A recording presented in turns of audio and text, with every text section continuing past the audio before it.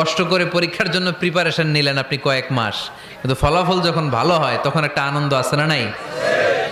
সারাদিন রোজা রাখলেন রমজানে, কি কষ্ট, তৃষ্ণায় গলা ফেটে যায়, কিন্তু ইফতারির সময় যখন রুহ আফজা শরবতটা খাই কেমন লাগে?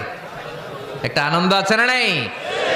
এজন্য আল্লাহ বললেন فإن مع العسر يسرا إن مع العسر يسرا।